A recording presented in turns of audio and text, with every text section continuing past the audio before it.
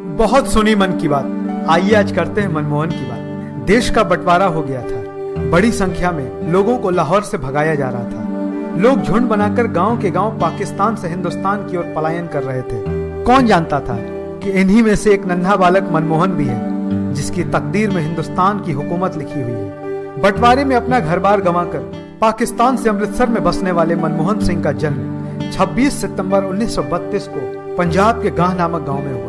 बचपन में ही माँ का साया इनके सर से उठ गया तो पालन पोषण दादी ने किया। मनमोहन का बचपन बेहद तंगहाली में गुजरा। पिता की आर्थिक स्थिति अच्छी न होने के कारण मनमोहन की पढ़ाई में काफी दिक्कतें आई, पर ब्रिलियंट मनमोहन ने हिम्मत नहीं हारी। ये पढ़ाई में काफी अच्छे थे, जिसकी वजह से इन्हें स्कॉलरशिप मिलती रही और इनकी पढ़ाई पूरी हुई। हिंदू कॉलेज अमृतसर से +2 करने के बाद उन्होंने पंजाब यूनिवर्सिटी चंडीगढ़ से ग्रेजुएशन किया। अच्छे मार्क्स मिलने के कारण 1957 में मनमोहन कैम्ब्रिज यूनिवर्सिटी लंदन चले गए, जहां उन्होंने अर्थशास्त्र में डिग्री हासिल की। 1962 में उन्होंने ऑक्सफोर्ड से डिफिल किया।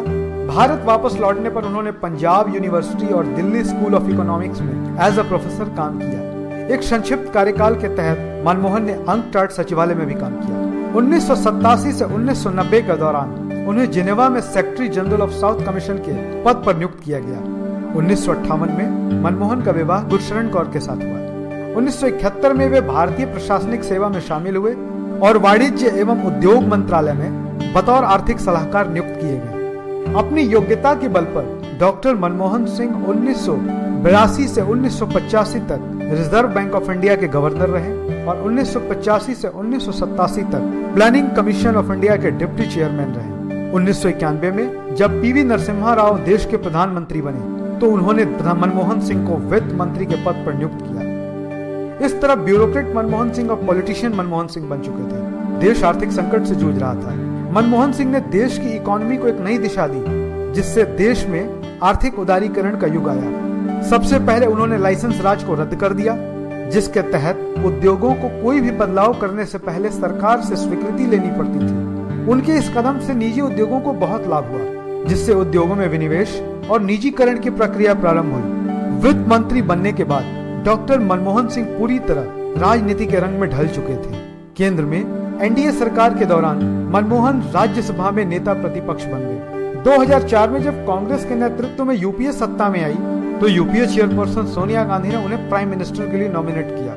2009 में जब कांग्रेस ने डॉक्टर मनमोहन सिंह को पीएम कैंडिडेट डिक्लेयर किया तो कांग्रेस ने 2004 में मिली 145 के मुकाबले 200 से ज्यादा सीटें हासिल की।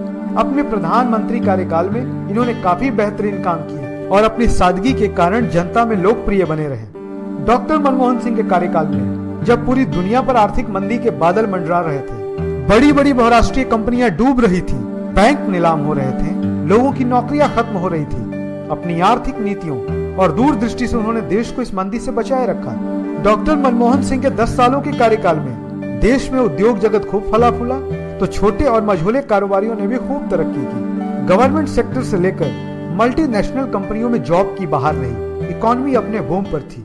राष्ट्रीय जांच एजेंसी का गठन, मनरेगा, सूचना का अधिकार, भोजन का अधिकार, आधार योजना, जमीन अधिग्रहण कानून जैसी महत्वपूर्ण योजनाओं को लागू कराने का श्रेय डॉक्टर मनमोहन सिंह सरकार को जाता है। अपने पब्लिक करियर में मनमोहन ने कई अवार्ड हासिल किए, जिनमें 1981 में पद्म विभूषण, 1985 में जवाहरलाल नेहरू शताब्दी अवार्ड और बेस्ट परफॉर्मेंस फाइनेंस मिनिस्टर के लिए यूरो मनी अवार्ड शामिल है। कैम्ब्रिज यूनिवर्सिटी में एडम स्मिथ पुरस्कार तो जॉन कॉलेज में राइट पुरस्कार। आपको यह जानकर आश्चर्य होगा कि डॉक्टर मनमोहन सिंह जिस कैम्ब्रिज के कभी स्टूडेंट रहे थे, आज वहां उनके नाम पर रिसर्च स्कॉलर्स के लिए डॉक्टर मनमोहन सिंह स्कॉलरशिप के नाम से स्कॉलरशिप प्रोग्राम चलता है।